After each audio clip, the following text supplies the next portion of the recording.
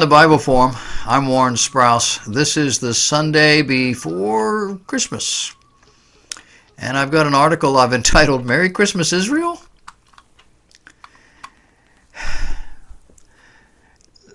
Some of the information that I'm going to share with you comes from a December 19th, 2018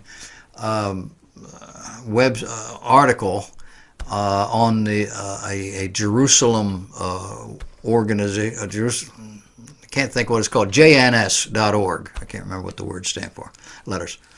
They say in a special session of the United Nations Security Council, the Israeli ambassador to the United Nations recently warned the United Nations Security Council that the threat Hezbollah poses to the Jewish state, calling the terrorist group a lifeblood from Iran. He told them that Hezbollah has built a terror base inside a civilian population, with its end on the Israeli side of the border, all of it financed by Iran. He says this is not only a clear violation of UN Resolution 1701, but Hezbollah also uses Lebanese civilians as human shields. He went on to say if Hezbollah dares to attack Israel, it will bring ruin to Lebanon.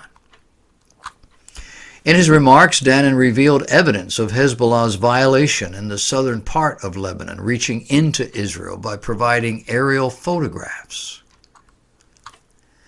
When the United Nations Interim Force in Lebanon got word of these photographs, they told the Lebanese army about it, and the tunnel digging stopped.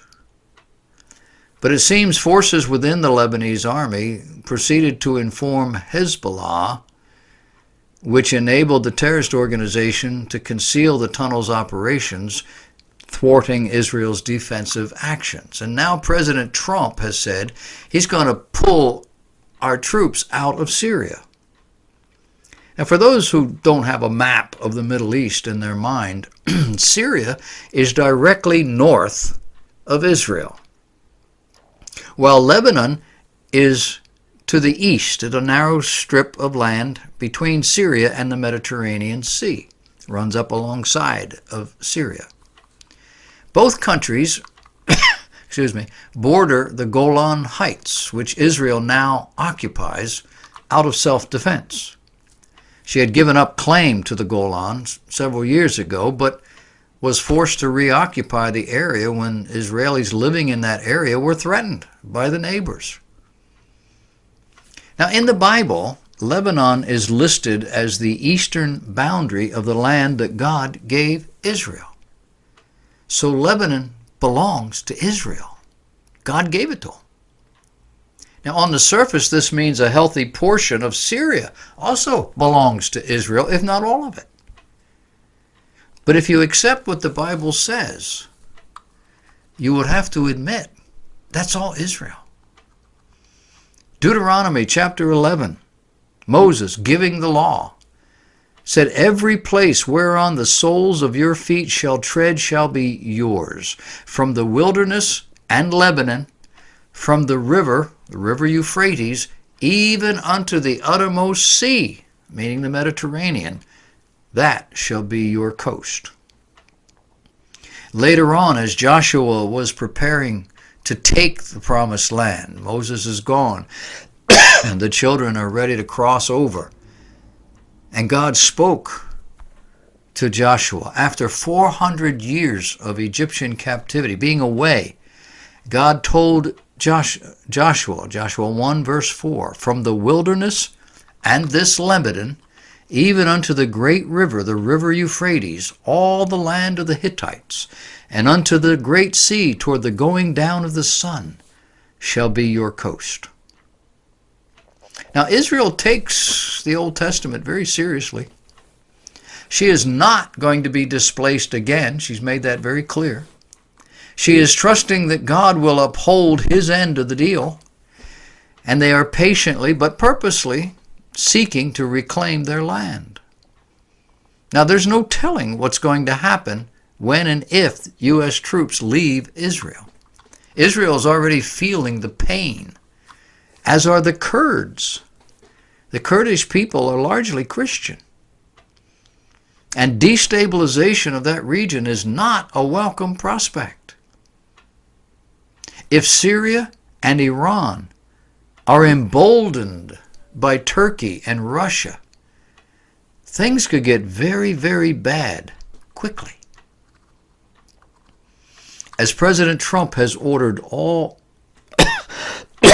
I think it is not all non-essentials troops out of Syria, Russia is now applauding the move. They think it's wonderful. Israel's not really made a statement on it yet. But experts see Syrian President Assad and Iran rejoicing together over this news. In the Times of Israel, their newspaper, Prime Minister Benjamin Netanyahu is reported to have rejected a Russian proposal 3 months ago that would have committed Moscow to expelling Iran and its proxy forces from Syria in exchange for a withdrawal of U.S. troops from that country. Russia said no.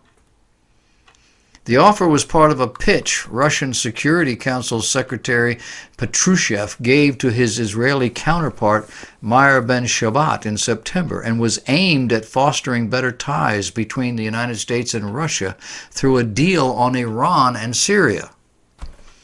This according to something called Axios News, and was reported online last Thursday. Are you getting the picture? Is President Trump trying to placate Russia? Now President Trump has indicated he'd like to do the same with Afghanistan. And what are the implications? Well, Defense Secretary James Madison has resigned over this thing. It's the last straw. And now Special U.S. Envoy Brett McGurk, operating in the fight against ISIS, has resigned. And there appear to be more coming. McGurk was appointed by Obama. He worked for the president before him. What's his name? From Texas. His father just died. I'm going to brain freeze here. McGurk was appointed and indicated that ISIS is on the run, but it's not dead. Not yet. And Israel's response? They said, we will study the timetable. We'll try to figure how it will be implemented, and of course, what are the implications regarding us. In any case, Netanyahu said, we will take care to maintain the security of Israel and to defend ourselves in this area. Some are speculating that as these other enemies of Israel get bolder, should the U.S. pull out, that there will be more airstrikes, perhaps from Russia, or there will be more activity from Iran, and Israel will move in to stop it, and it'll just cause all kinds of chaos. Without the U.S. and its token military presence, Islam, Turkey, Iran, and now Russia have a clear path into and through Syria. Nobody wants to bomb an American installation. You can imagine why. Because we will not tolerate it. The Islamic Republic's goal is to create a network of areas under its control, filled with armed organizations, weapons factories, and missile bases.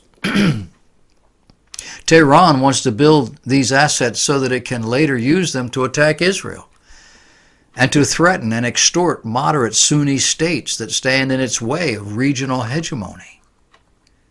The American troop presence in Syria's east remains part of a roadblock to Iranian designs to infiltrate from Iraq.